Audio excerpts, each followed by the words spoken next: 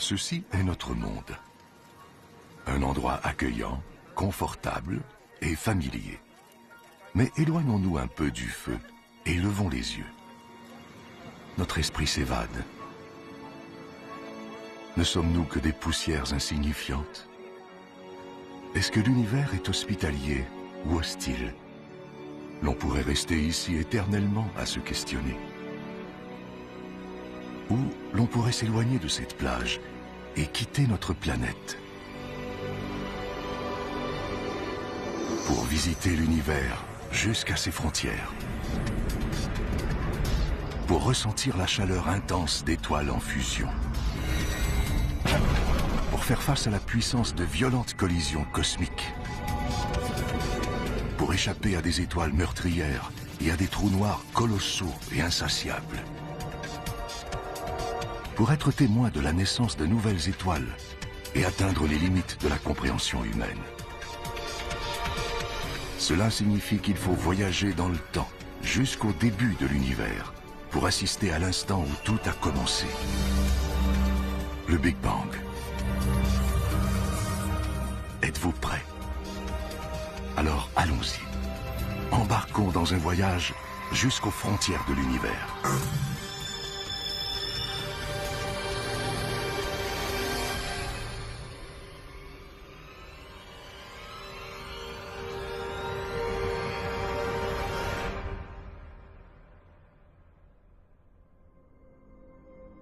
La limite de l'espace, à seulement 100 km, à peine 1 heure de route de la maison. En bas, la vie continue. Chacun va à ses activités quotidiennes. L'économie tourne et Star Trek est toujours à l'antenne.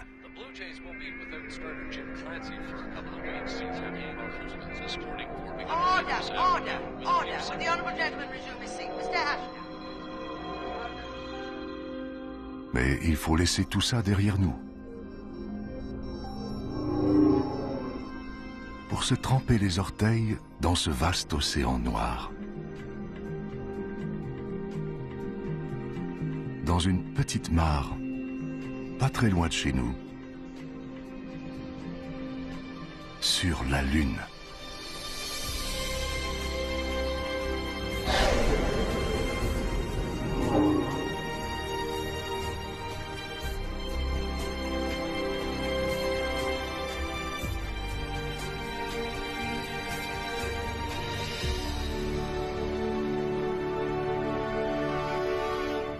Nous sommes à environ 400 000 km de la Terre. 3 jours en vaisseau spatial. C'est réconfortant de rester près de chez nous. Des douzaines d'astronautes ont fait ce périple avant nous. 12 d'entre eux ont marché sur la Lune.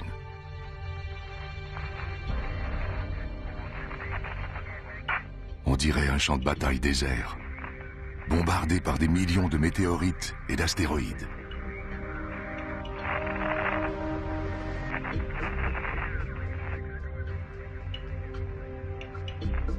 Mais tout est silencieux maintenant. De toute évidence, il n'y a eu aucune collision importante depuis des millions d'années. Le module lunaire d'Apollo 11.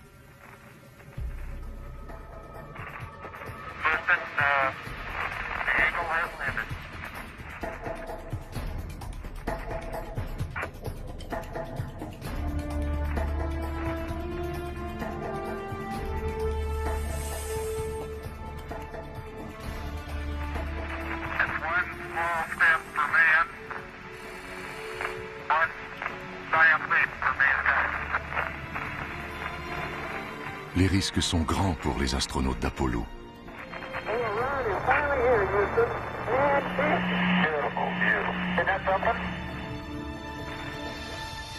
Mais la récompense est unique. Voir notre planète comme personne ne l'a vue auparavant et être les premiers à fouler ce sol. Visiter un autre monde. Un monde bombardé par les radiations mortelles du Soleil. Un champ infini de lave congelée et de tas de roches grises.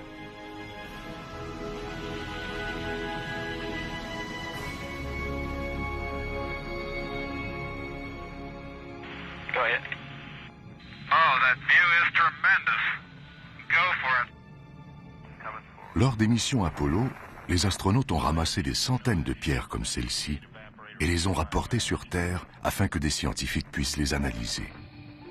Mais finalement, ces roches ne sont pas si banales. Comme nous, elles viennent de la Terre. Les scientifiques de la NASA ont découvert que ces roches ont été surchauffées à la suite d'une énorme explosion. L'explication ? Il y a 4,5 milliards d'années, une planète à la dérive est entrée en collision avec la Terre. Des milliards de tonnes de pierres en fusion ont été projetées dans l'espace. Et ces projectiles ont formé la Lune. Voilà une pensée étrange. La Lune créée à partir de la Terre.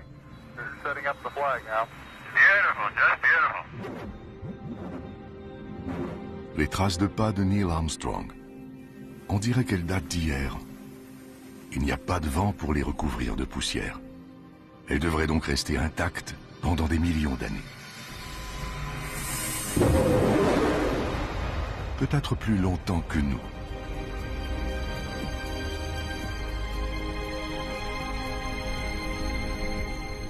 Notre temps est compté. Nous devons faire notre propre bond de géant. Au-delà du territoire exploré par l'humain.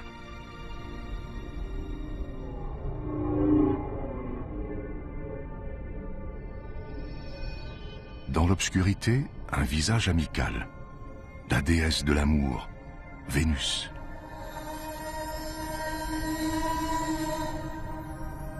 L'étoile du matin, l'étoile du soir. Vénus est la planète la plus brillante du système solaire. Ces spectaculaires nuages jaunes réfléchissent la lumière du soleil.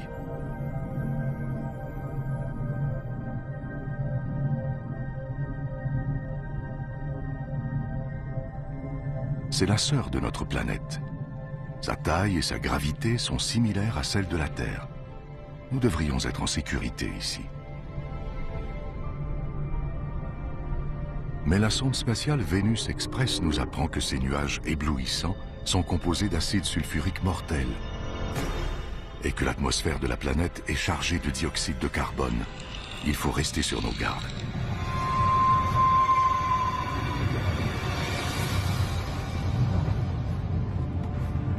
Vénus est une déesse en colère. L'air y est nocif, la pression intolérable, et il fait chaud. Près de 500 degrés Celsius. Si nous y restons trop longtemps, nous serons rongés par l'acide, étouffés, écrasés et calcinés.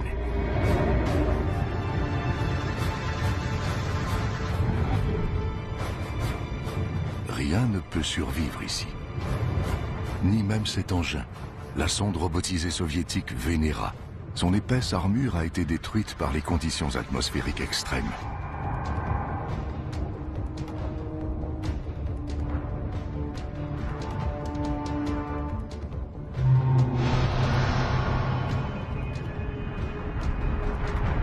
Elle est si belle vue de la Terre, mais on constate en se rapprochant que Vénus est une sœur diabolique, parsemée de milliers de volcans.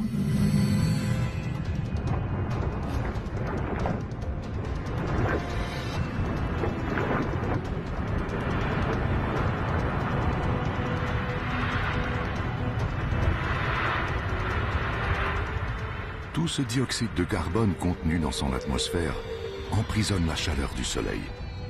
C'est le réchauffement climatique à la puissance 10. Vénus a peut-être déjà été plus calme, comme sa sœur la Terre. Si c'est le cas, ce pourrait être l'avenir de notre planète.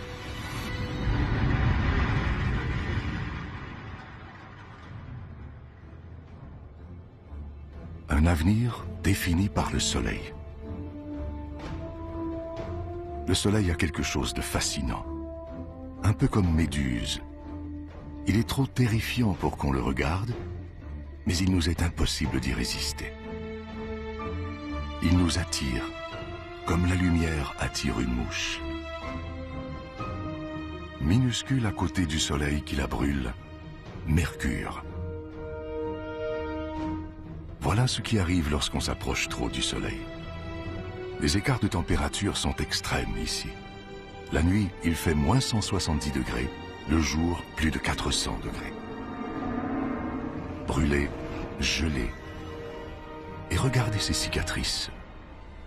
On dirait que Mercure a connu un passé violent.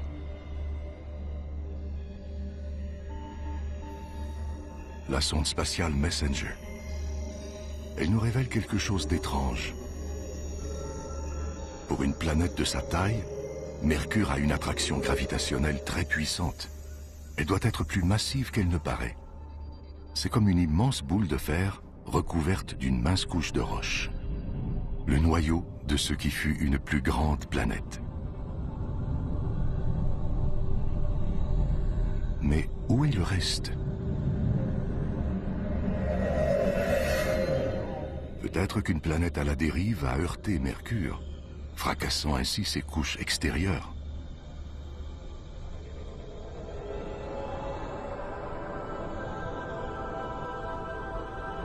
Tout nous indique qu'il faut rebrousser chemin. Mais qui peut résister à cela? Le soleil dans toute sa fascinante splendeur. Notre lumière, notre vie. Tout ce que nous faisons est contrôlé par le soleil et dépend de lui. Depuis toujours, dans toutes les civilisations, il est le pivot autour duquel la vie sur Terre tourne. Il alimente nos cultures, structure nos journées, inspire nos croyances.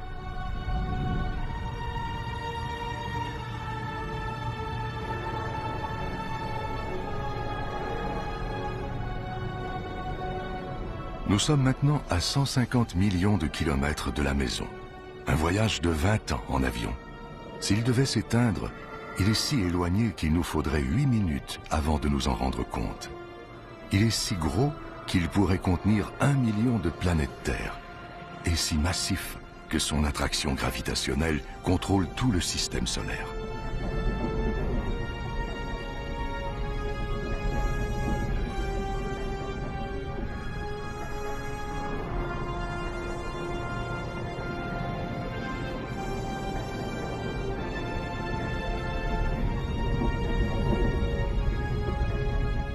Nous le voyons tous les jours.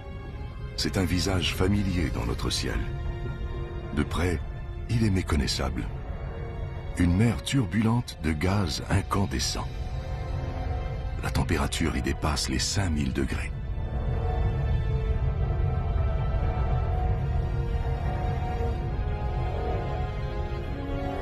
Dans son noyau, elle doit bien atteindre les dizaines de millions de degrés.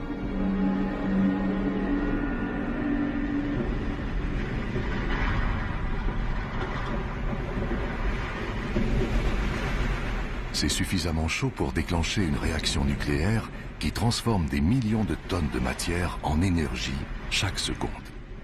C'est plus que toute l'énergie jamais créée par l'homme. Sur Terre, cette énergie nous parvient sous forme de lumière et de chaleur. Mais de près, le Soleil n'a rien de rassurant.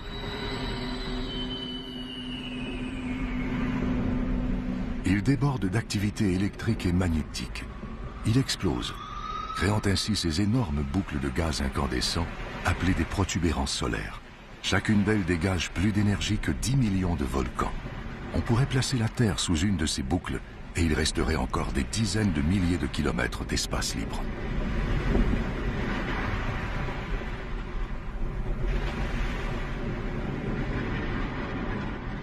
Et à la base de ces boucles, des couches moins chaudes sont exposées, créant ainsi des taches solaires. Leur couleur noire vient du fait qu'elles sont légèrement plus froides que ce qui les entoure. Elles sont néanmoins plus chaudes que tout ce qui existe sur Terre. Et elles sont imposantes aussi. Certaines ont un diamètre de plus de 50 000 kilomètres. Tout près, une éruption solaire. Un jet extrêmement chaud de gaz électrifié qui expulse des radiations mortelles dans l'espace. Mais un jour, tout s'arrêtera. Le Soleil aura épuisé son carburant et s'éteindra. Tout comme la vie sur Terre.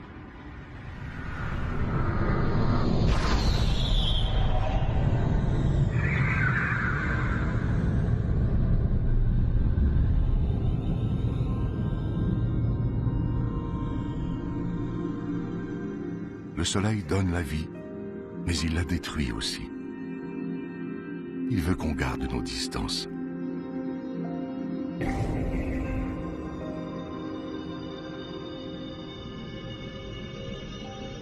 Cette comète s'est aventurée trop près. La chaleur du Soleil l'a fait bouillir, créant ainsi une queue qui s'étend sur des millions de kilomètres.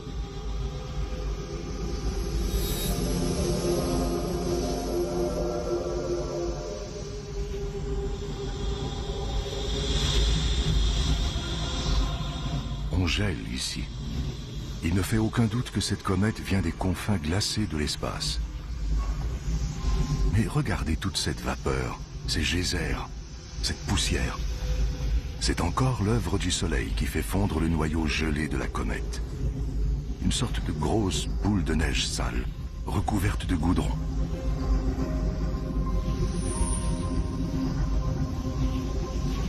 Et de minuscules morceaux de ce qui semble être de la matière organique, préservés dans la glace depuis... qui sait depuis quand? Peut-être depuis la naissance du système solaire. Si une comète comme celle-ci s'était écrasée sur la jeune Terre il y a des milliards d'années, peut-être aurait-elle apporté de la matière organique et de l'eau, les ingrédients de base de la vie. Elle aurait peut-être semé les graines de la vie sur Terre, une vie qui aurait mené à vous et moi.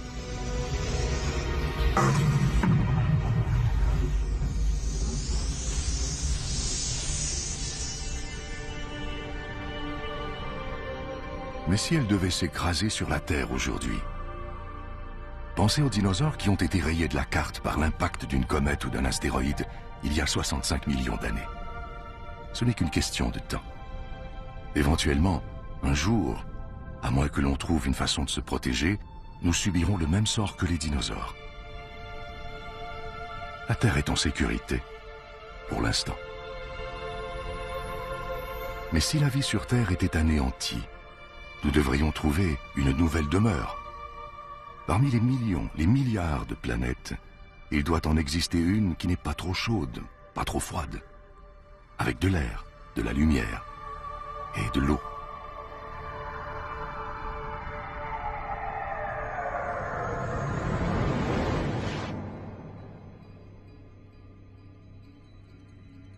La planète rouge, Mars. Pendant des siècles, nous nous sommes tournés vers Mars, espérant y trouver de la compagnie, des signes de vie.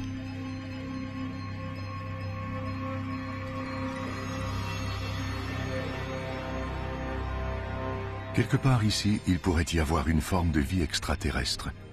Mais sommes-nous prêts à la découvrir? Sommes-nous prêts à réécrire les livres d'histoire, à reconsidérer nos connaissances scientifiques, à transformer complètement notre monde? Ce que nous sommes sur le point de trouver pourrait tout changer.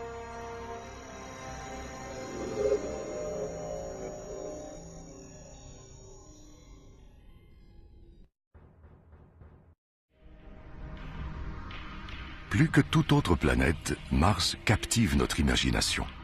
Pensez aux films et aux bandes dessinées de science-fiction. Que nous ont-ils fait découvrir? Les Martiens. Ce n'est que de la fiction, n'est-ce pas?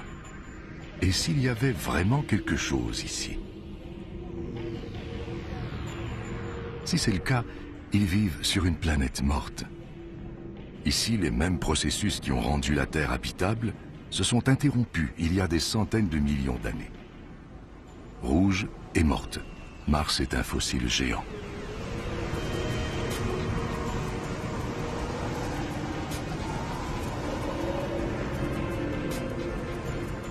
Un tourbillon de poussière. Il est gros, plus gros que les plus grosses tornades sur Terre. Il y a du vent ici. Et où il y a du vent, il y a de l'air. De l'air qui pourrait alimenter la vie extraterrestre. Mais cet air est trop raréfié pour qu'on puisse le respirer, et il est rempli de dioxyde de carbone nocif. Rien ne protège Mars des rayons ultraviolets du Soleil. Et il fait froid ici. Le mercure descend aussi bas que -80 degrés, gelant ainsi l'eau dans le sol, au pôle et même dans l'atmosphère sous forme de neige.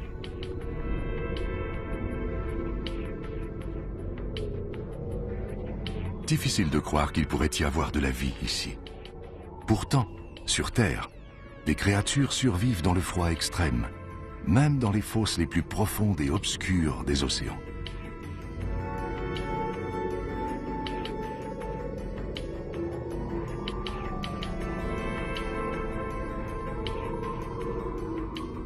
Même dans des conditions extrêmes, la vie fait valoir ses droits. Même sur une planète morte, sans activité géologique pour renouveler les minéraux et les nutriments dans le sol, et sans chaleur pour faire fondre l'eau gelée.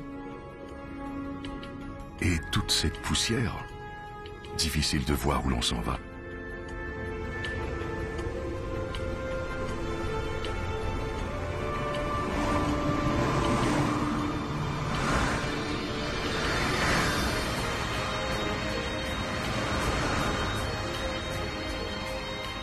Olympus Mons, un ancien volcan immense, 3 fois plus haut que l'Everest.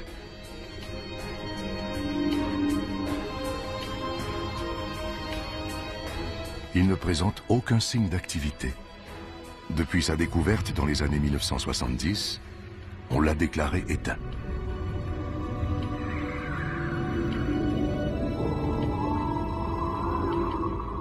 Toute coulée de lave doit être épuisée depuis longtemps, anéantie par les impacts des météorites. À moins que ce monstre ne soit pas mort après tout. S'il est vivant, il pourrait y avoir du magma en fusion sous la croûte en ce moment. Ça change tout. Une activité volcanique pourrait faire fondre l'eau gelée dans le sol, créant ainsi les conditions nécessaires pour que la vie s'épanouisse.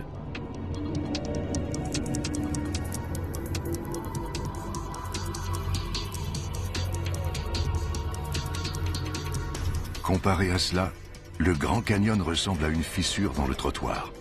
C'est à perte de vue. Ce canyon est si long qu'il traverserait toute l'Amérique du Nord.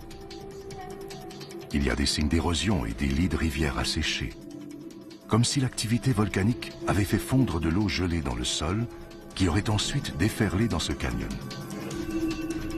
Une activité volcanique qui pourrait, on le sait maintenant, créer de l'eau à nouveau. Et où il y a de l'eau, il peut y avoir de la vie. Si nous pouvons trouver des cours d'eau, nous pourrions trouver des créatures vivantes. La chasse est ouverte.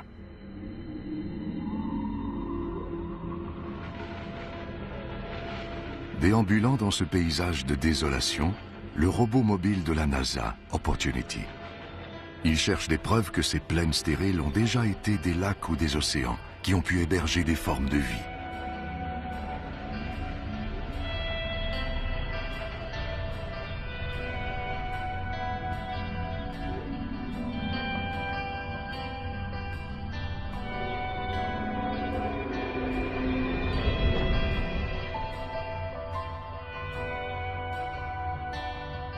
Et regardez ça. Chaque fois qu'une sonde en orbite autour de Mars détecte une de ces ravines, elle en trouve de nouvelles. C'est une autre preuve que Mars est bel et bien vivante, qu'il y a peut-être de l'eau qui s'écoule sous sa surface, créant ces ravines. De l'eau qui pourrait alimenter la vie martienne.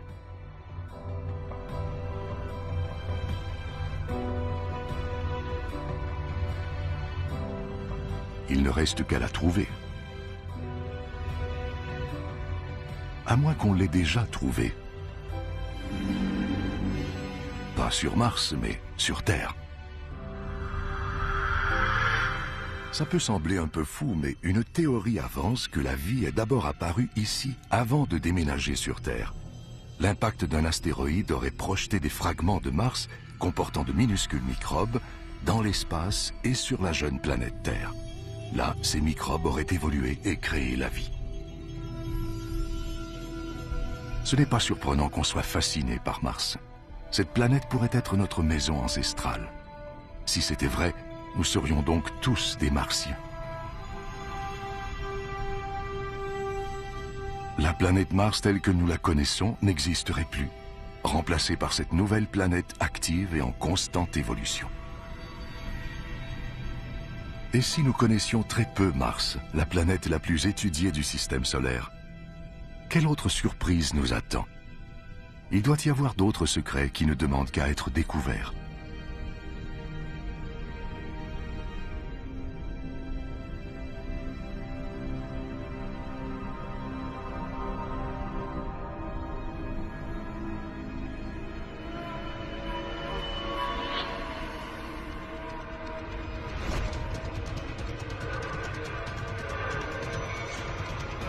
Ici, on se croirait dans un jeu vidéo géant.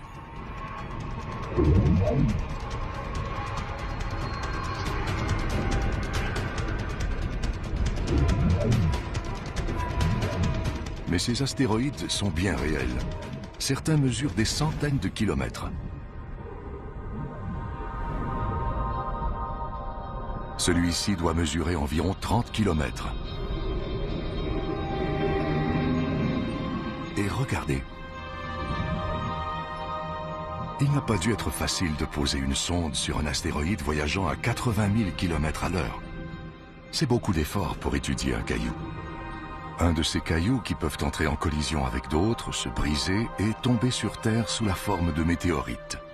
Or, ce sont des cailloux comme ceux-ci qui se sont agglomérés pour former les planètes, dont la nôtre.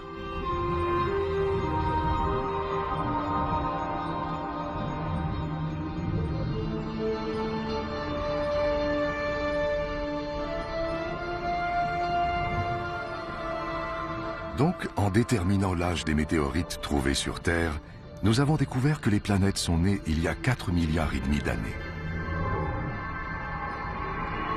Voici donc les actes de naissance de notre système solaire. Mais pour une raison quelconque, ces pierres n'ont pas formé de planètes.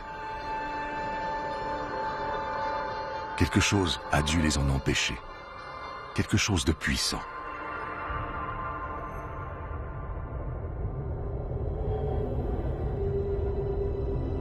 Jupiter. Quel monstre! Au moins 1000 fois plus grosse que la Terre. Si énorme qu'elle pourrait contenir toutes les autres planètes. Quelque chose d'aussi gros influence grandement ses voisins. Son attraction gravitationnelle empêche les astéroïdes de former une planète.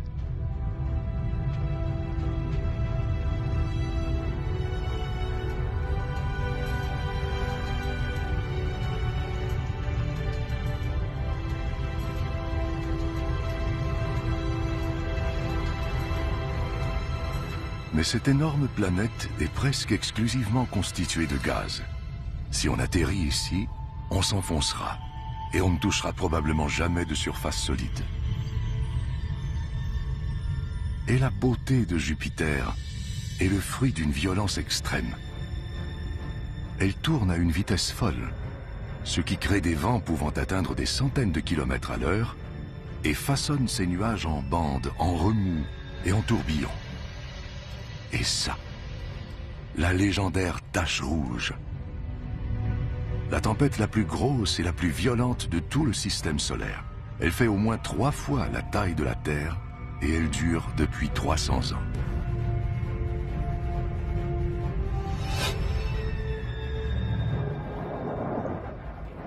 Tous ces nuages agités ont déclenché un orage électrique. Un seul de ces éclairs est 10 000 fois plus puissant que n'importe quel éclair sur Terre.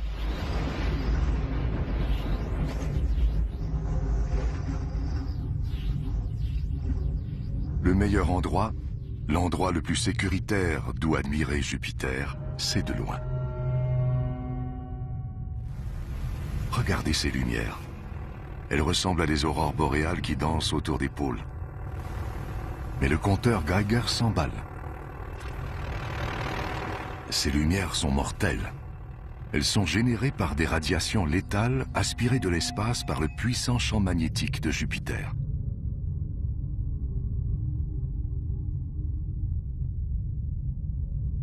On commence à réaliser qu'ici, il ne faut jamais se fier aux apparences.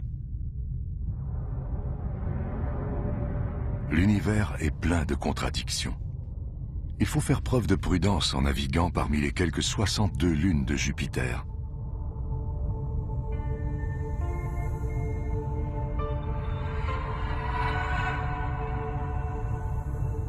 Cette lune multicolore s'appelle Io.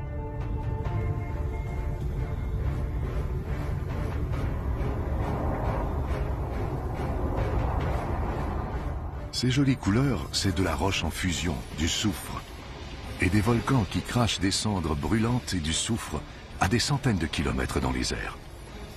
C'est l'endroit le plus explosif que nous ayons aperçu depuis le Soleil. Notre voyage magique vers les frontières de l'univers tourne au cauchemar. Il faut continuer à croire que parmi tous ces dangers, il existe des lieux sûrs, quelque part.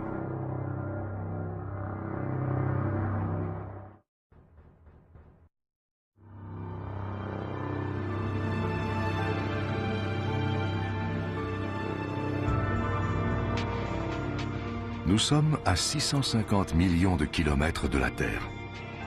Comme cet endroit est étrange et familier en même temps.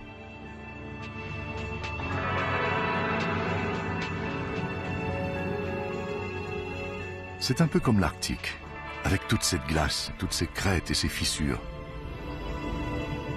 C'est une autre lune de Jupiter, Europe. Peut-être que comme dans l'Arctique, cette glace flotte sur de l'eau liquide.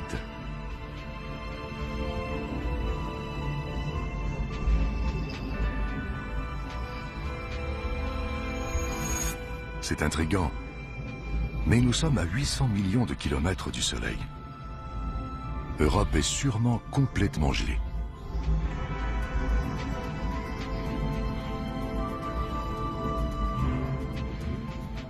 À moins que l'attraction gravitationnelle de Jupiter crée de la friction dans son noyau. Ainsi, Europe ne serait pas complètement gelée et la vie pourrait se développer dans les eaux situées sous sa croûte de glace. Nous nous trouvons peut-être à quelques mètres d'une vie extraterrestre, d'un écosystème complet de microbes, de crustacés et peut-être même de calmars. Seule cette couche de glace nous sépare d'une possible vie extraterrestre. Mais d'ici à ce qu'on envoie un vaisseau spatial percer la glace, Europe demeurera l'un des plus grands mystères du système solaire.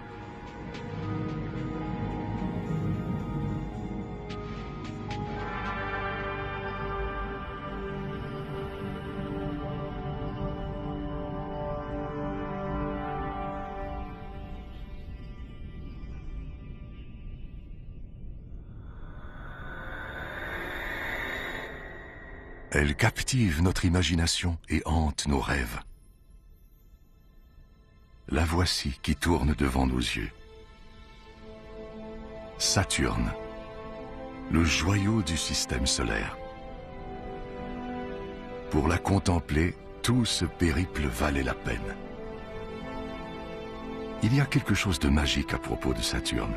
Une boule de gaz géante, si légère qu'elle flotterait sur l'eau. Ces anneaux spectaculaires pourraient s'étendre de la Terre à la Lune. Mais ils n'ont que quelques centaines de mètres d'épaisseur. La sonde Cassini, elle reçoit de faibles ondes radio,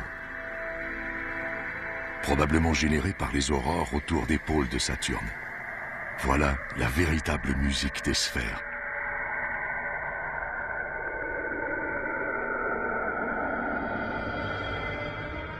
Elle nous raconte que ces anneaux sont probablement les restes d'une lune détruite par l'attraction gravitationnelle de Saturne. Une beauté incomparable, née d'une destruction totale.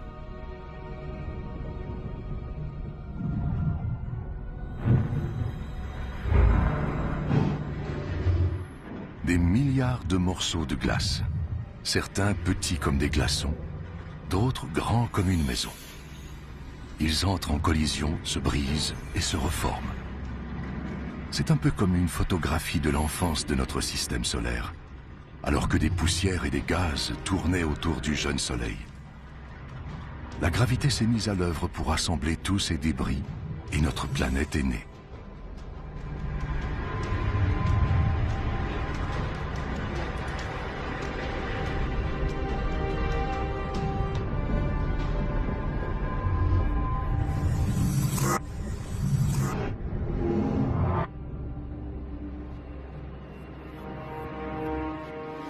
Chaque objet en orbite autour de Saturne est techniquement une lune, du plus petit bloc de glace à la soixantaine de grosses lunes de la planète.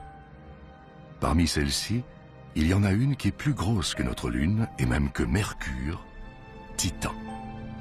Elle est recouverte d'épais nuages.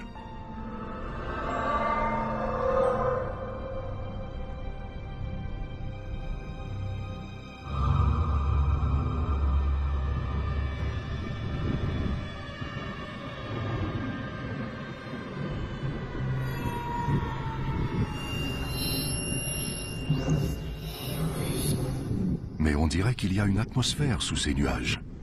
Il y a du vent, de la pluie, et même des saisons. Et regardez ces rivières, ces lacs et ces océans. C'est l'endroit qui ressemble le plus à la Terre jusqu'à présent.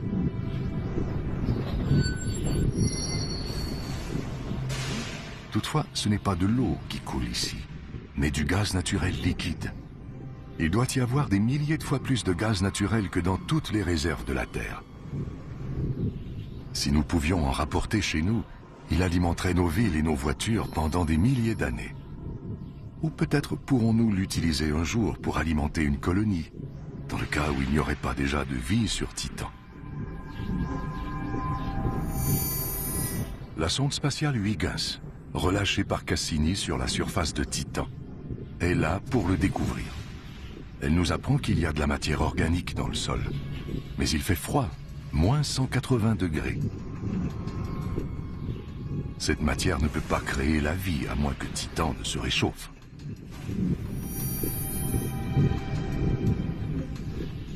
On prévoit que le Soleil se réchauffera. À ce moment, peut-être que la vie jaillira ici, tout comme elle l'a fait sur la Terre il y a des milliards d'années. Comme la Terre deviendra trop chaude pour nous, peut-être déménagerons-nous sur Titan. Cette lune lointaine pourrait devenir notre nouveau foyer.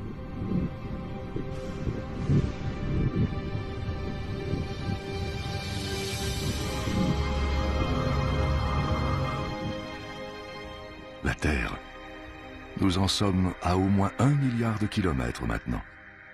Au-delà de ce point, nous perdons le contact visuel avec elle. C'est comme si nous nous tenions sur le bord d'un ravin, en train de regarder les confins mystérieux du système solaire. Si nous voulons comprendre l'univers et atteindre ses frontières, nous devons nous lancer.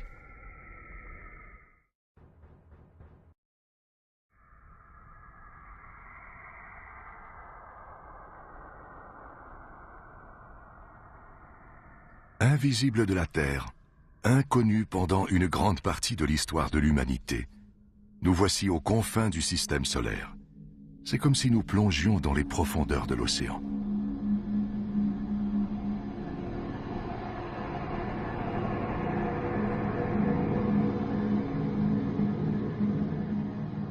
Ces anneaux. On dirait qu'Uranus a été heurté par une planète à la dérive qui l'a désaxé.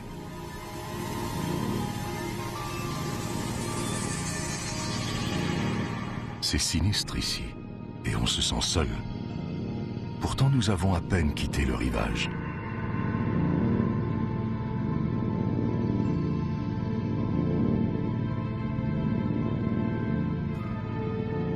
Si la Terre était de la taille d'un petit pois, nous aurions parcouru un peu moins de 2 kilomètres. Mais pour atteindre les limites du système solaire, nous devrons en franchir 20 000 autres.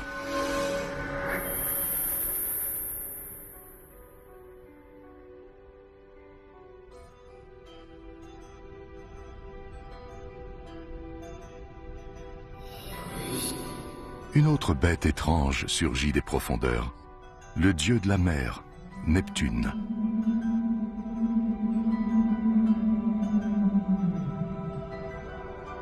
De loin, elle semble paisible.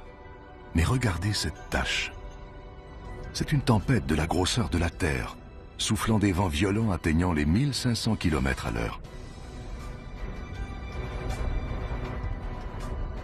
Chez nous, c'est le Soleil qui pousse le vent. Mais Neptune est trop loin. Quelque chose d'autre doit créer ces redoutables vents, mais personne ne sait quoi.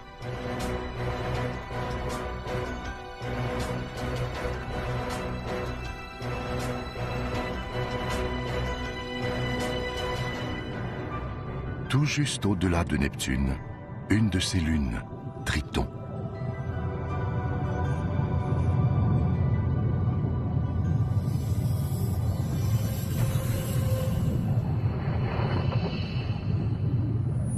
Regardez ces geysers, des cheminées cosmiques expulsant des suies étranges.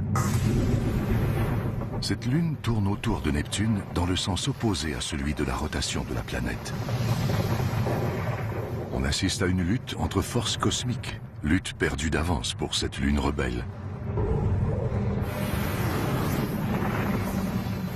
La puissante attraction gravitationnelle de Neptune exerce une grande pression sur Triton, la ralentissant et l'attirant vers elle. Un jour, Triton sera déchiré par le dieu de la mer.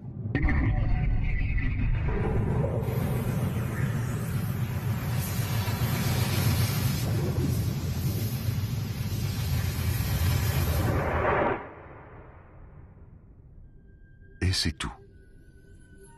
Plus de lune, plus de planètes à voir dans notre système solaire.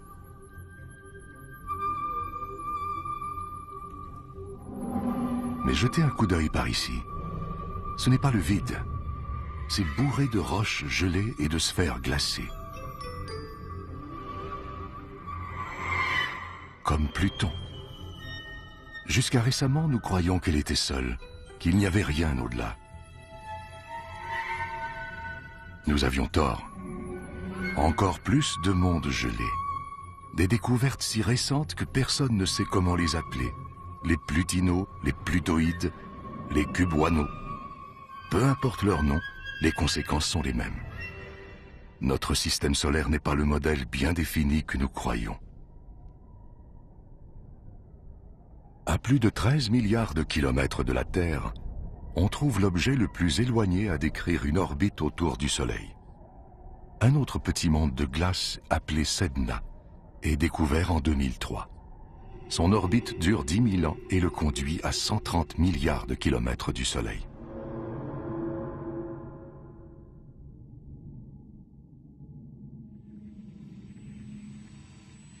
Il y a quelque chose d'autre ici. À 16 milliards de kilomètres de la Terre, la sonde spatiale Voyager 1.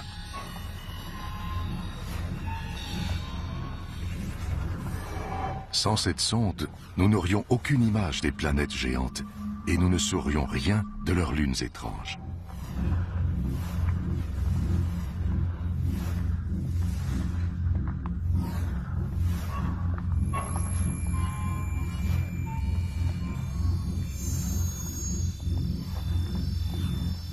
Ce disque d'or est une sorte de message dans une bouteille jetée à la mer. Un mot de bienvenue y a été enregistré dans plusieurs langues. Hola y saludos a todos. On y trouve aussi une carte expliquant comment trouver notre système solaire. Mais lorsqu'on est perdu en forêt, est-ce sage de crier? N'importe qui ou n'importe quoi pourrait nous entendre, trouver où nous habitons et nous faire une petite visite, amicale ou non.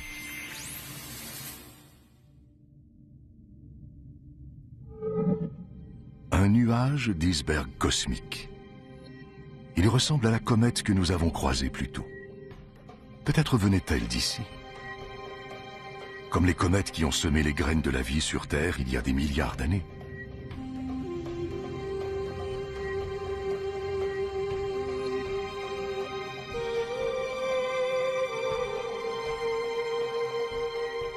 Avec toute cette glace, peut-être ont-elles aussi transporté de l'eau sur Terre. L'eau des océans, celle de votre café, même celle de votre corps. Toute cette eau viendrait-elle de cette lointaine machine à glace céleste?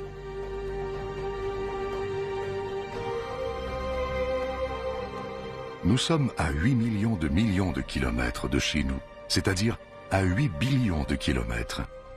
Et notre périple ne fait que commencer. Devant nous, des billions de kilomètres et des milliards d'étoiles. Nous y sommes. Il est temps de sauter dans l'immensité de l'univers, dans l'espace interstellaire.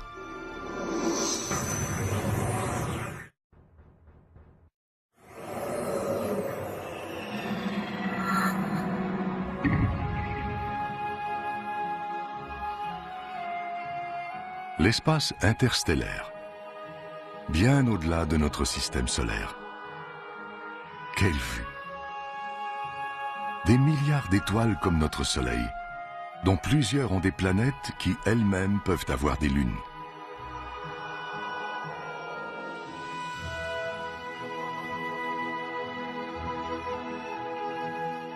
Difficile de choisir dans quelle direction aller. Les possibilités sont infinies dans toutes les directions. Peu importe où nous irons, nous aurons besoin d'un sérieux coup d'accélérateur.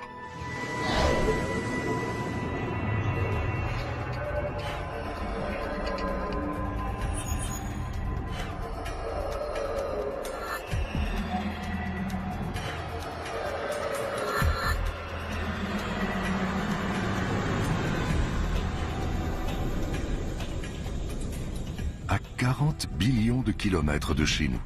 Un voyage de 150 000 ans en navette spatiale. Tout ça pour atteindre le premier système solaire après le nôtre. Alpha du Centaure. Une étoile et deux autres plus loin. Elles tournent l'une autour de l'autre, prisonnières d'un balai céleste. La gravité de chaque étoile attire l'autre. Seule leur extraordinaire vitesse orbitale les tient éloignés.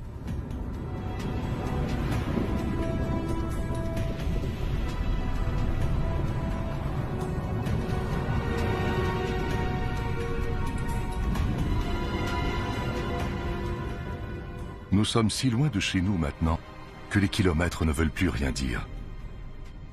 Il faudra dorénavant parler d'années-lumière. Un rayon de lumière prend 1 an pour parcourir 10 billions de kilomètres. Donc, 40 billions de kilomètres équivalent à plus de 4 années-lumière de la Terre. C'est incroyable. Les distances sont telles qu'elles dépassent la compréhension. Mais c'est aussi excitant. Qui sait quels mondes étranges nous attendent et ce que nous découvrirons lorsque nous atteindrons les frontières de l'univers, si nous y parvenons.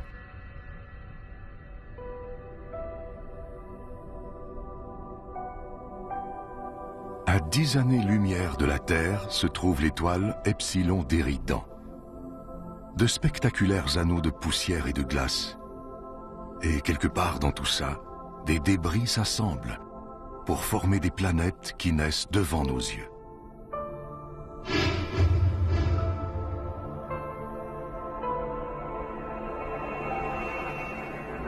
Des astéroïdes et des comètes partout. C'est un peu comme regarder notre propre système solaire il y a des milliards d'années. Les comètes apportent les molécules organiques à ces jeunes planètes, semant ainsi la vie comme elles l'ont peut-être fait sur Terre.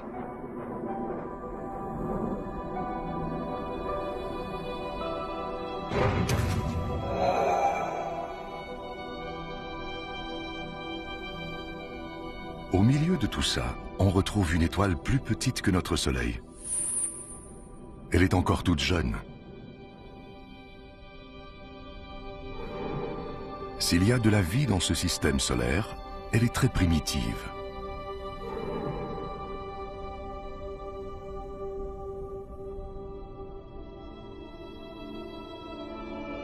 Il doit y avoir des systèmes solaires plus développés, plus matures, quelque part.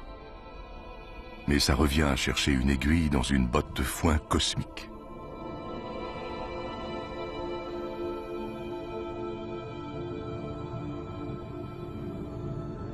Nous sommes à 20 années-lumière de la Terre. L'étoile Gliese 581.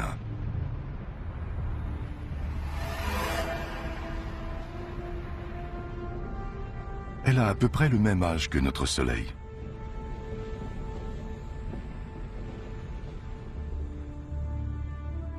Et en orbite autour d'elle, cette planète. Elle est à une bonne distance de son Soleil. Plus près, son eau s'évaporerait, plus loin, elle gèlerait. Ce sont des conditions idéales pour qu'il y ait de la vie.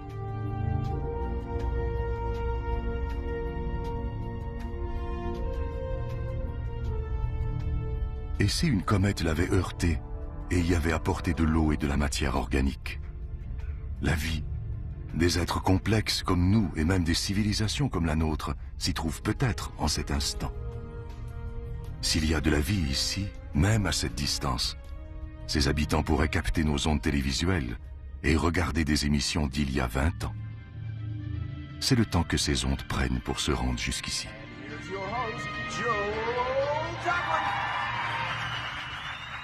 Mais d'ici à ce que les générations futures trouvent le moyen de communiquer sur de si grandes distances, nous ne pouvons que spéculer. Eux et nous menant des vies parallèles, inconscients de l'existence de l'autre. À moins qu'il y ait eu de la vie qui aurait disparu.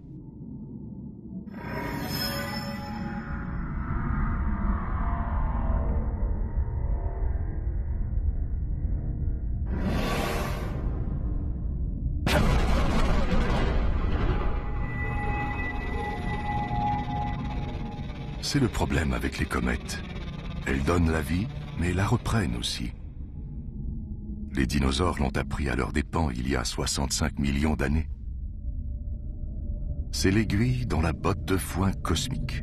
C'est le système solaire qui ressemble le plus au nôtre, mais nous l'avons découvert par hasard. Il peut y en avoir des milliers, des millions d'autres comme ça. Ou aucun.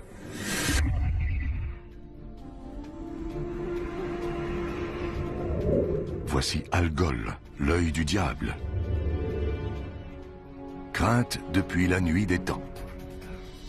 Vue de la Terre, on dirait une étoile qui clignote. Mais de près, on remarque qu'il s'agit en fait de deux étoiles. Et l'une aspire l'autre.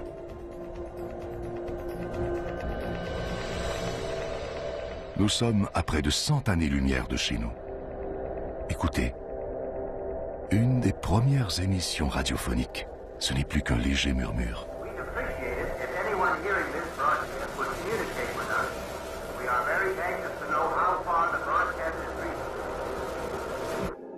Puis c'est le silence. À partir d'ici, c'est comme si la Terre n'avait jamais existé. Les extraterrestres vivant au-delà de ce point ignorent tout de notre existence. Le moment où nous avons levé les yeux vers les étoiles et nous sommes demandé quelle était notre place dans l'univers nous paraît bien loin. Nous ne regardons plus les merveilles que nous rencontrons du même œil. En plus de nous en apprendre sur notre propre monde, elles nous font découvrir tout l'univers, son passé et son futur.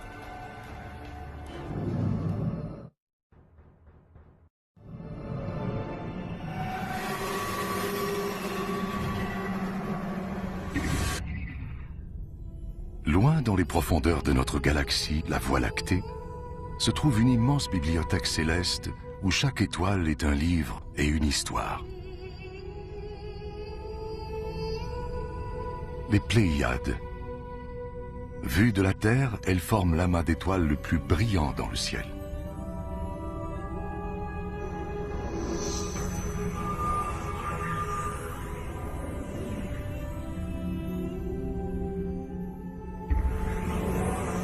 Et cette géante, c'est Bételgeuse, l'étoile la plus grosse et la plus brillante que nous ayons vue jusqu'à présent.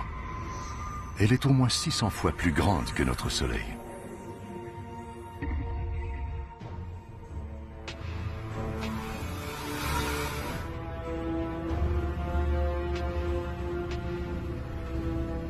Qu'est-ce que c'est que ça? Ce n'est pas une étoile, ni une planète. Ça ne ressemble à rien de ce que nous avons vu.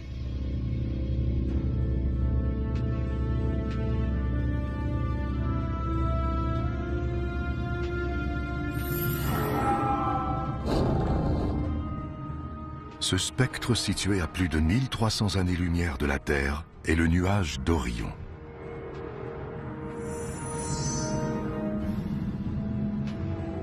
Des poussières et des gaz si denses qu'ils nous aveuglent et nous isolent du reste de l'univers. Ici, dans les profondeurs, une boule de lumière attire des poussières et des gaz vers elle. Elle les réchauffe. Ils fusionnent et forment une boule de gaz brûlant, comme une étoile, comme notre Soleil, mais en miniature. À l'intérieur, la température atteint des millions de degrés. C'est si chaud que cela déclenche des réactions nucléaires, comme celles qui font briller notre Soleil, qui créent de l'énergie, des radiations, de la lumière. Une étoile est en train de naître.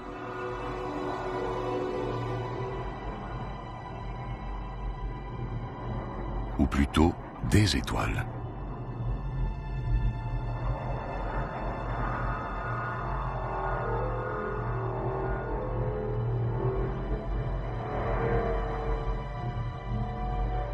Le nuage d'Orion est une énorme usine à étoiles.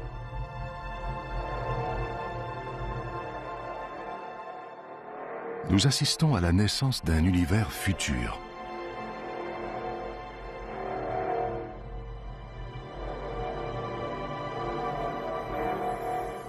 Nous nous attendions à rencontrer des horreurs. Nous avons plutôt découvert l'une des plus belles merveilles de l'univers, la naissance d'une étoile.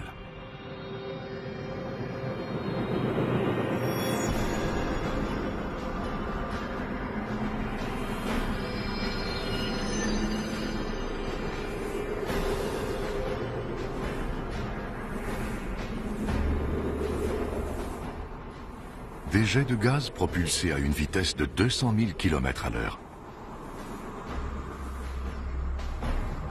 Projetant des poussières et des gaz sur des millions de kilomètres.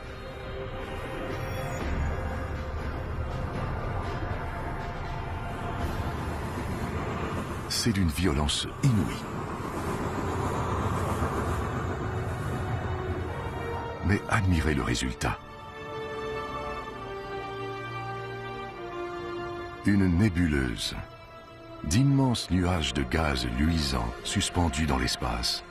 Il n'y a pas de vent ici. Ils prendront donc des milliers d'années à se disperser.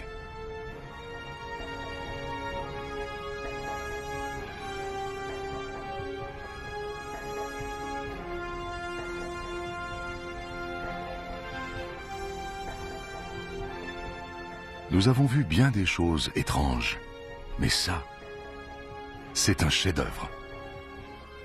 Une tête de cheval géante qui se dresse dans l'espace.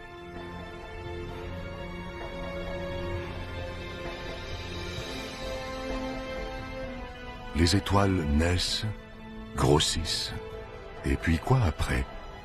Est-ce qu'elles meurent? Est-ce qu'elles s'évanouissent lentement dans la nuit? Ou périssent de façon spectaculaire? La réponse se trouve entre ici et les frontières de l'univers.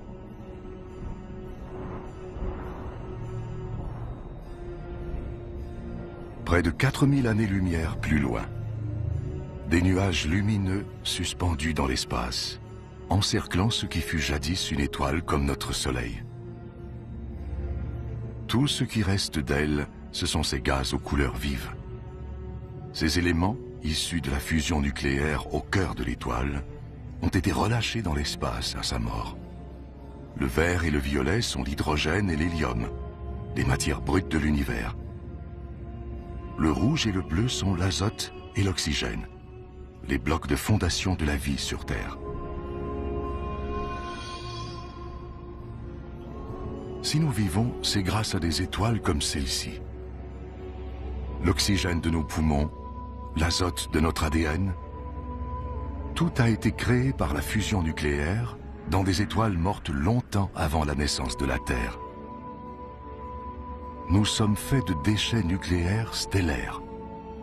Notre arbre généalogique commence ici.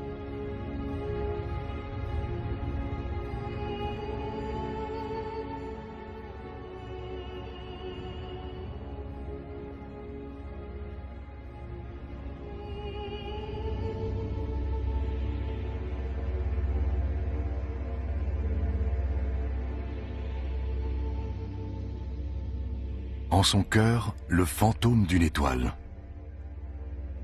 C'est une naine blanche, chauffée à blanc. Petite mais incroyablement dense. C'est une étoile à l'agonie. Ses atomes ont fusionné et se collent les uns aux autres. Elle est si dense qu'une petite cuillerée à thé de cette naine blanche pèse 1 tonne. C'est un avant-goût inquiétant du destin de notre Soleil. Dans 6 milliards d'années, il deviendra une naine blanche. Sa mort signifiera la disparition de la vie sur Terre. On se demande combien d'autres mondes ont subi ce sort. Combien d'histoires ont été oubliées? Combien de livres célestes sont perdus à jamais?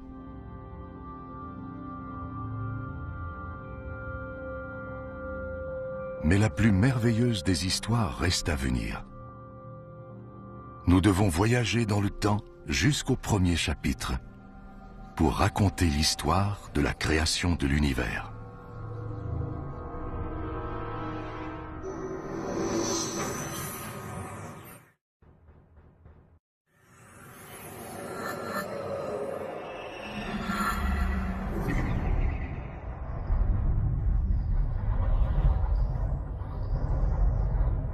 Les restes éparpillés d'une étoile morte, la nébuleuse du Crabe. Nous sommes à 6000 années-lumière de la Terre, au cœur d'un cimetière stellaire.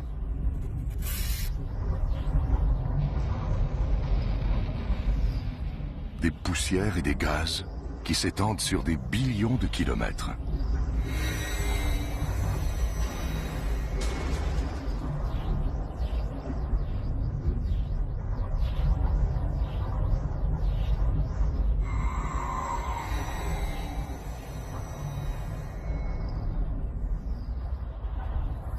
Ça nous semble mort, mais c'est peut-être le calme après la tempête, après une immense explosion, assez puissante pour réduire une gigantesque étoile en poussière et en gaz, une supernova.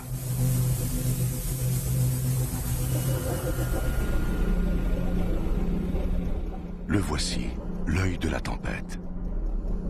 Une étoile qui tourne sur elle-même et qui émet des pulsations. Un pulsar.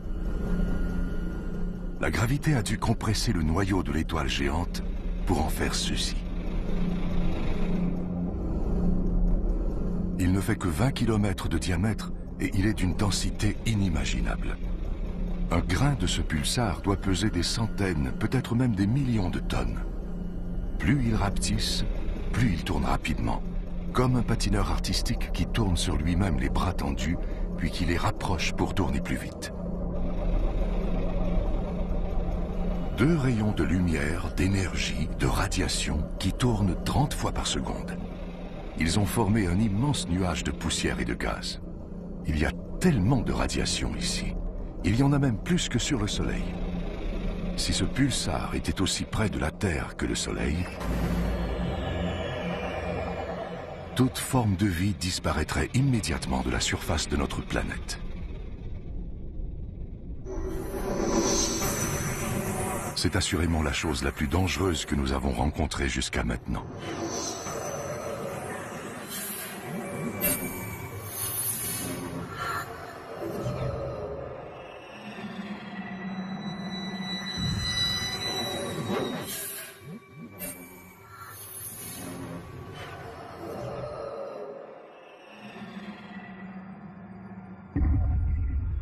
Quelle sensation bizarre. C'est comme si quelque chose de mauvais s'approchait. Une présence malveillante. La chose que nous ne voulions pas rencontrer. Complètement noire. Cachant les étoiles derrière elle. Nous regardons la mort droit dans les yeux. Ce sont les restes d'une étoile géante. Un trou noir.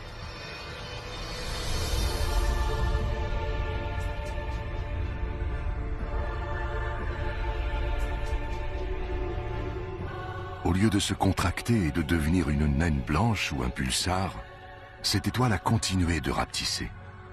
Elle est devenue si petite qu'elle mesure à peine quelques kilomètres, mais elle est considérablement plus dense qu'un pulsar. Et c'est impossible d'y résister.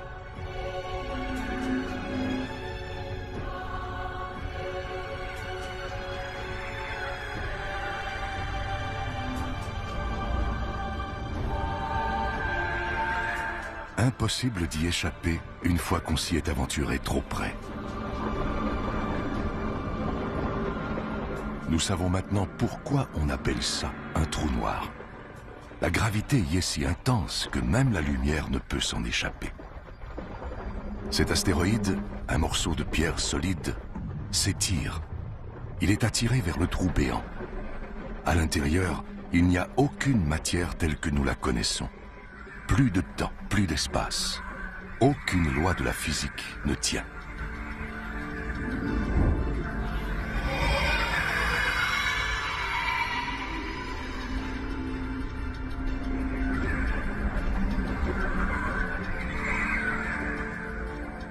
L'astéroïde a disparu. Et en vérité, personne ne sait où il est allé.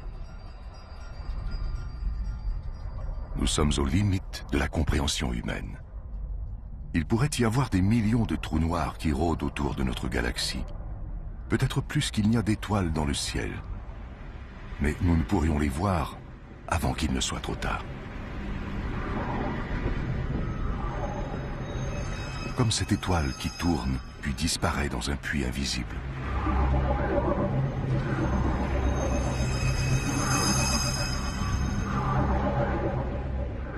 Qui sait, peut-être vivons-nous dans un vaste trou noir en ce moment même. Peut-être que tout notre univers est dans un trou noir, à l'intérieur d'un autre univers.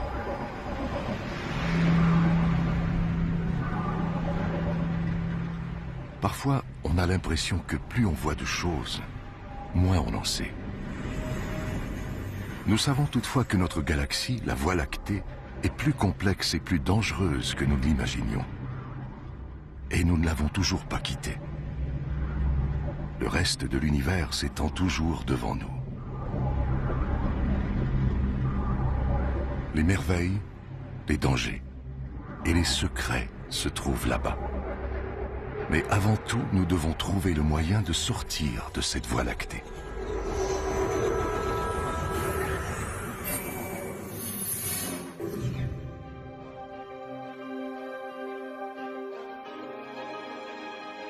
Nous sommes à 7000 années-lumière de chez nous, encore au cœur de notre propre galaxie.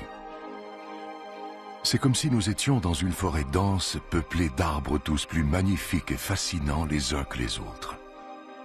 La forêt est si dense que l'on ne peut voir l'horizon pour avoir une idée de l'ampleur. Nous devons nous frayer un chemin pour atteindre les clairières aux limites de la galaxie. C'est seulement là que nous pourrons comprendre où elle a commencé et d'où nous venons. Mais difficile de quitter de tels paysages. Un colossal nuage luisant surmonté de grandes tours de poussière, les piliers de la création. Ils sont comme la porte d'entrée des confins de la galaxie. Les deux piliers sont parsemés de petits renflements, des embryons de systèmes solaires. Chacun est gros comme notre système solaire. Encore un monument qui témoigne de la remarquable créativité de la nature.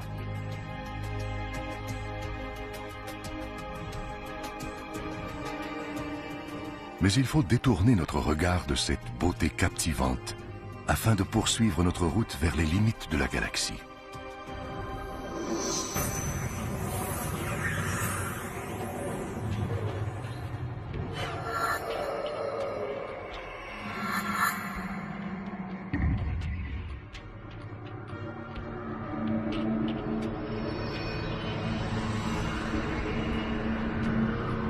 Émerveillés par la beauté de la Voie lactée, nous nous sommes égarés dans un champ de mines cosmiques.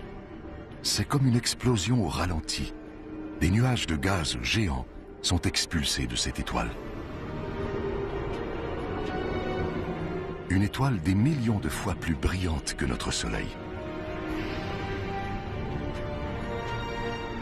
Les réactions nucléaires qui l'alimentent s'épuisent.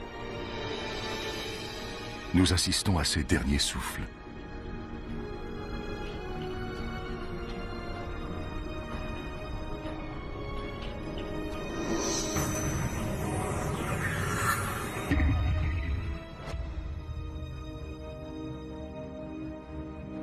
Et au-delà, une étoile encore plus grosse et dangereusement instable.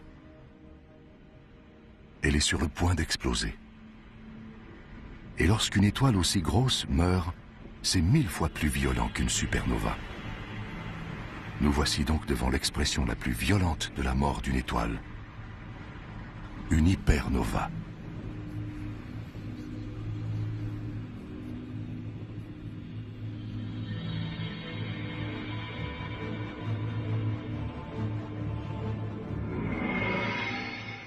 Le noyau se désintègre. Il devient un trou noir.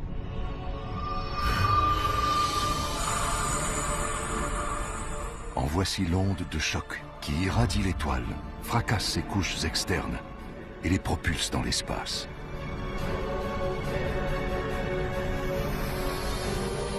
Il y a des radiations mortelles partout, en quantité suffisante pour avoir un effet catastrophique sur les malheureuses planètes à proximité.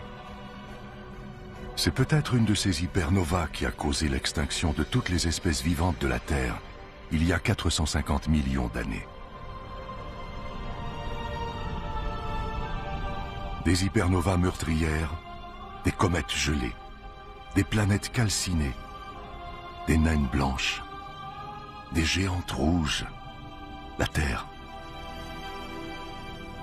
De minuscules gouttes dans une vaste étendue de lumière blanche. Notre propre galaxie, la Voie lactée. Nous voulions savoir quelle était notre place dans l'univers. Voici la réponse.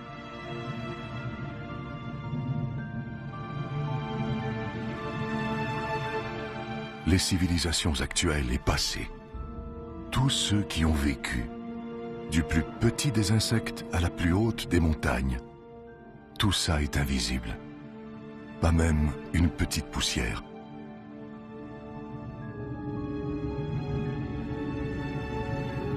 Notre demeure est une petite planète autour d'une étoile banale. Si elle disparaissait maintenant, nous ne le remarquerions même pas.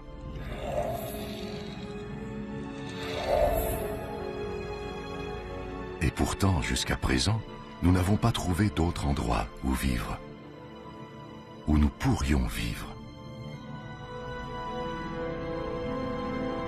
Ce n'est qu'à cet instant, si loin de chez nous, que nous pouvons vraiment apprécier notre bonne vieille Terre. Regardez toutes ces étoiles. Il y en a des centaines de milliards. Il doit y en avoir au moins une, sinon davantage, qui peut accueillir la vie.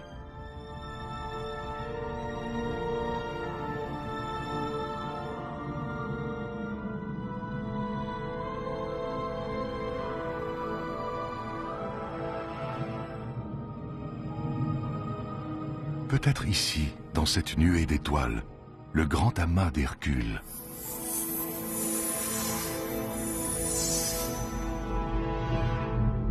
Dans les années 1970, des astronomes ont envoyé un message dans cette direction.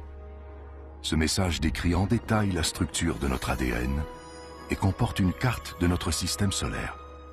Mais nous sommes si loin de la Terre que le message n'arrivera pas avant au moins 25 000 ans.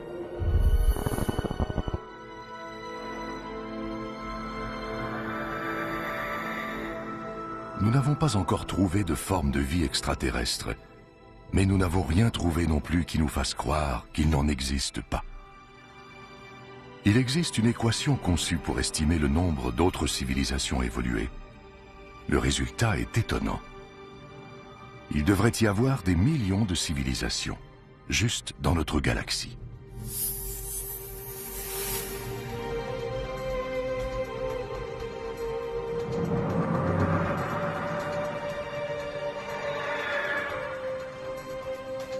Tout ce que nous avons vu jusqu'à présent se trouve dans la Voie lactée. Nous avons maintenant l'occasion de voir d'autres galaxies,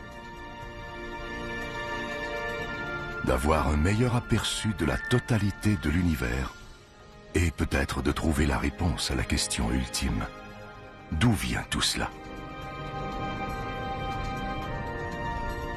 Il est maintenant temps de quitter notre galaxie et de pénétrer dans l'espace intergalactique.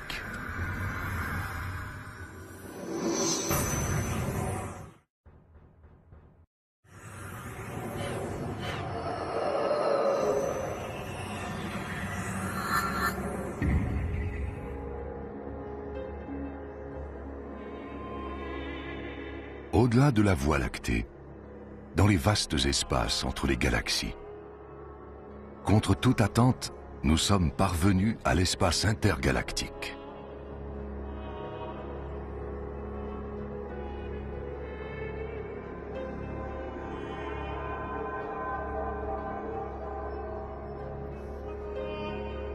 Ici, il n'y a rien à l'horizon. Les galaxies les plus proches sont à des centaines de milliers d'années-lumière. Les restes de galaxies déchirées par la puissante attraction gravitationnelle de la Voie lactée, répandue dans rien.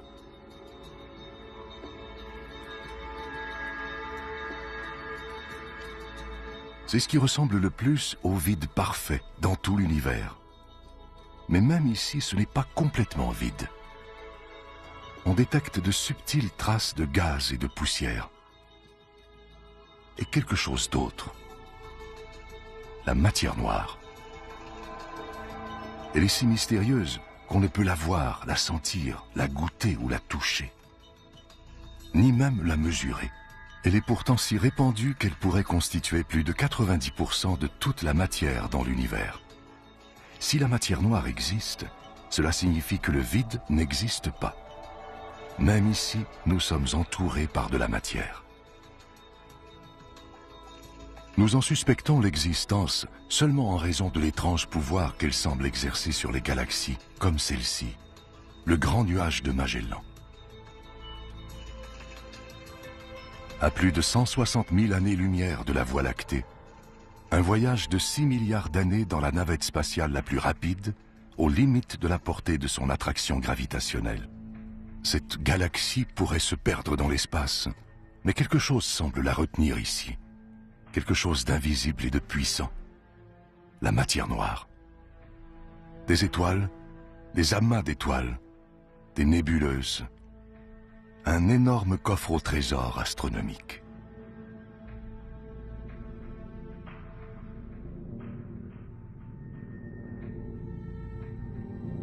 Mais regardez ça. On dirait un collier de perles brillantes. C'est une boule de feu expulsée par ce qui a dû être une gigantesque explosion. Une supernova. Elle est si brillante que lorsque la lumière de cette explosion a atteint la Terre en 1987, elle était visible à l'œil nu. Et si violente qu'elle a déclenché une série de réactions nucléaires qui ont fusionné des atomes pour créer de nouveaux éléments, comme de l'or, de l'argent, du platine, puis les a propulsés dans l'espace.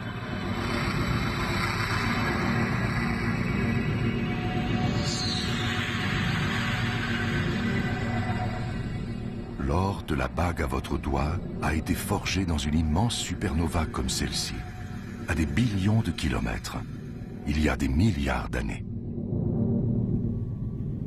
Avant de quitter la Terre, nous croyions que l'univers formait une entité distincte. Nous avions tort. L'univers et nous ne faisons qu'un.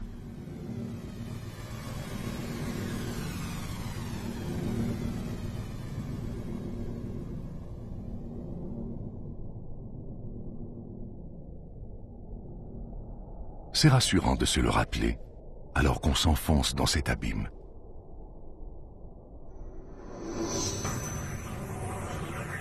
De plus en plus loin, de plus en plus vite.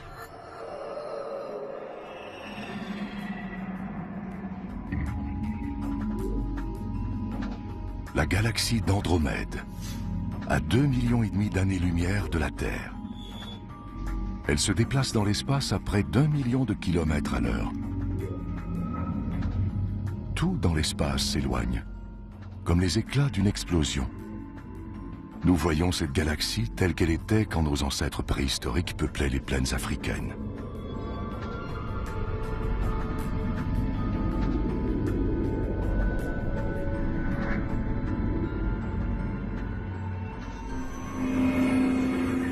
Il y a de l'ordre dans ce chaos. Il y a un fil conducteur derrière cette infinie variété. Un cycle éternel de naissance et de mort, de création et de destruction. C'est un fil tissé dans la vaste toile de l'espace qui lie chacune de ces galaxies. Il y a des milliards de galaxies dans l'univers, chacune comportant des milliards, voire des billions d'étoiles. Il y a probablement plus d'étoiles qu'il n'y a de grains de sable sur toutes les plages de la Terre. Il ne s'agit là que des étoiles qui existent en ce moment. Que dire des étoiles disparues, des étoiles naissantes et des étoiles à venir?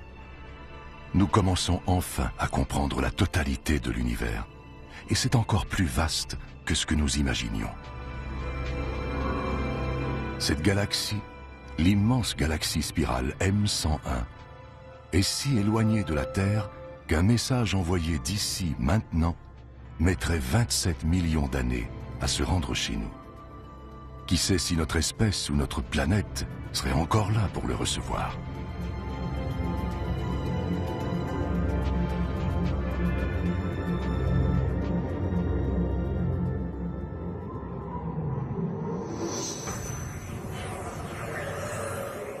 Nous continuons notre voyage dans le temps. Nous avons passé le moment où les dinosaures ont été exterminés, où les premières créatures se sont aventurées hors de l'eau.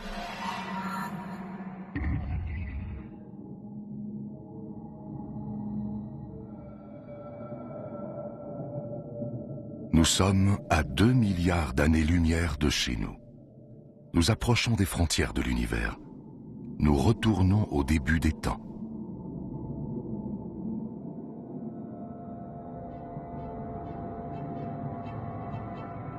Ceci n'est pas une galaxie. C'est plus brillant que des centaines de galaxies réunies. Un éblouissant rayon d'énergie expulsé sur des billions de kilomètres. Quelque chose d'aussi gros, d'aussi brillant, doit être incroyablement puissant. Notre expérience nous apprend qu'ici, puissance égale danger. On dirait un quasar, la chose la plus meurtrière de tout l'univers. Si c'est le cas, notre périple pourrait bien être terminé, juste au moment où nous pouvions en entrevoir la fin.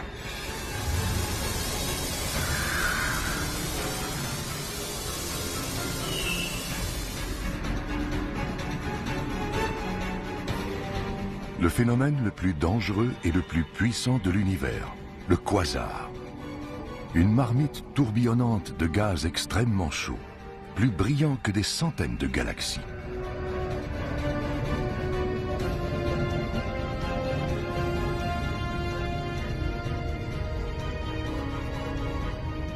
La source de cette puissance extraordinaire repose au cœur même de la bête. Un cœur obscur, un trou noir gigantesque, aussi lourd que des milliards de soleils.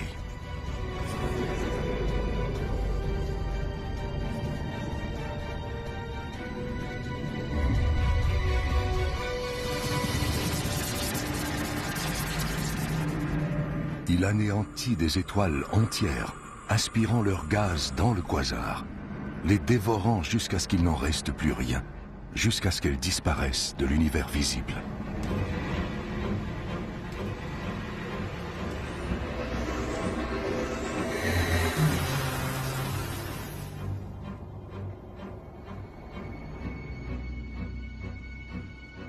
Nous avons vu le pire de ce que peut offrir l'univers, ses forces les plus destructrices.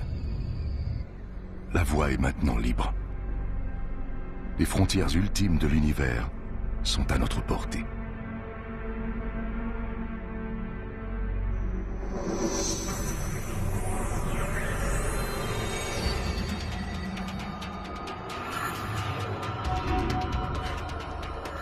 Mais il faut aller encore plus loin et encore plus vite si nous voulons atteindre les confins de l'univers.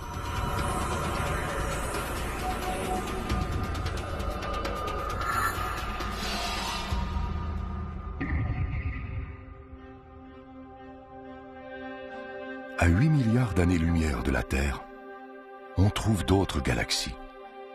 Mais celles-ci sont différentes. Elles sont déchiquetées, petites et rapprochées. Nous sommes si loin dans le passé que nous voyons ces galaxies comme elles étaient avant que naisse la Terre. Elles sont encore jeunes et en pleine expansion. Nous nous approchons du lieu et de l'explication de nos origines, il y a 12 milliards d'années.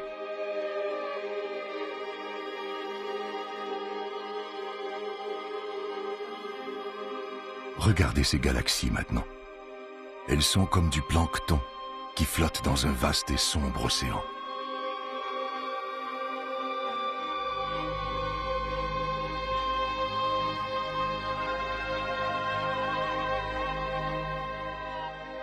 C'est magique. Des nuages de poussière et de gaz qui dansent, qui prennent forme et qui fusionnent pour former des galaxies embryonnaires. C'est ainsi que notre propre galaxie est née.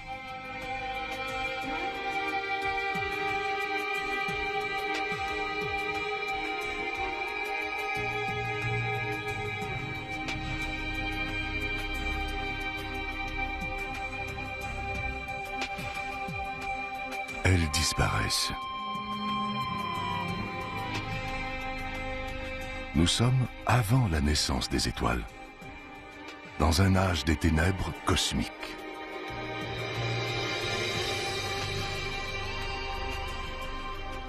Et avant cela, la lumière, la lueur résiduelle d'une terrible explosion, l'explosion qui a créé l'univers.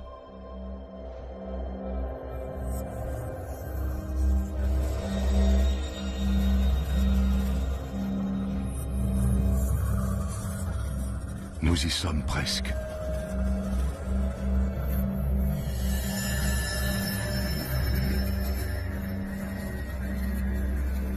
Ça y est, nous y voilà. Les frontières de l'univers, à 130 milliards de billions de kilomètres de la Terre, il y a 13 milliards et demi d'années. L'instant même du Big Bang. Le moment le plus violent et le plus créatif de toute l'histoire. Tout ce qui est survenu suit cet instant.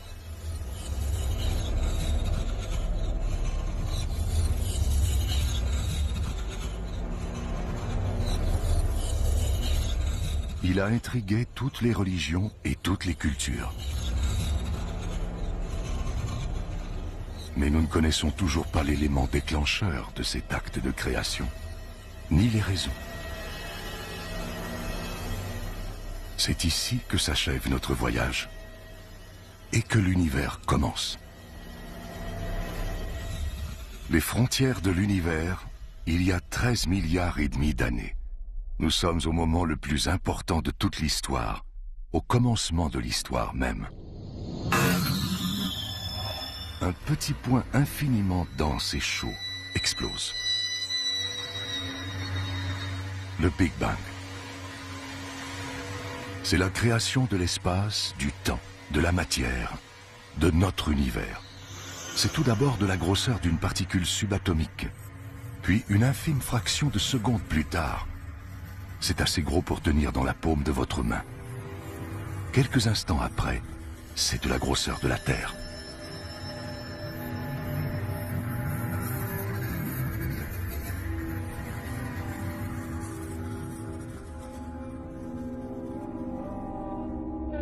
Aujourd'hui, la lumière du Big Bang se répand toujours, sous la forme d'ondes électromagnétiques. Votre antenne de télévision la capte. Ce sont les parasites que vous voyez à l'écran.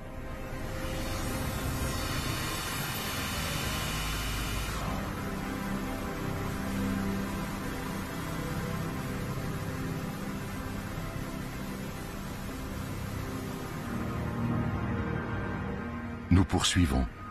Nous avançons dans le temps.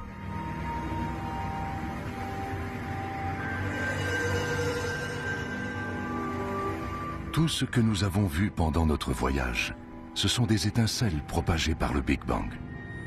Les galaxies, les étoiles, les planètes, ce ne sont que des débris.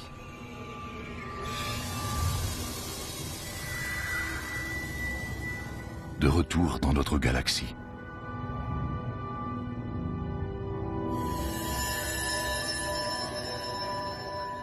Puis dans notre système solaire. Jusqu'à ce qu'on atteigne un autre morceau de cendre qui se refroidit et qui tourbillonne dans les résidus du Big Bang, la Terre. Après un périple de 260 milliards de billions de kilomètres, nous sommes de retour à la case départ, chez nous. Seulement maintenant, nous sommes plus conscients. Nous savons désormais que notre demeure est plus petite et plus banale que ce que nous imaginions. Et elle est destinée à mourir, engloutie par un soleil à l'agonie. Mais il ne faut pas désespérer. Nous devrions nous réjouir. À partir de notre petite base éloignée, nous avons réussi à découvrir tout ça. à démystifier les secrets de l'univers. Nous devrions célébrer nos accomplissements, chérir notre planète et profiter pleinement de notre brève existence.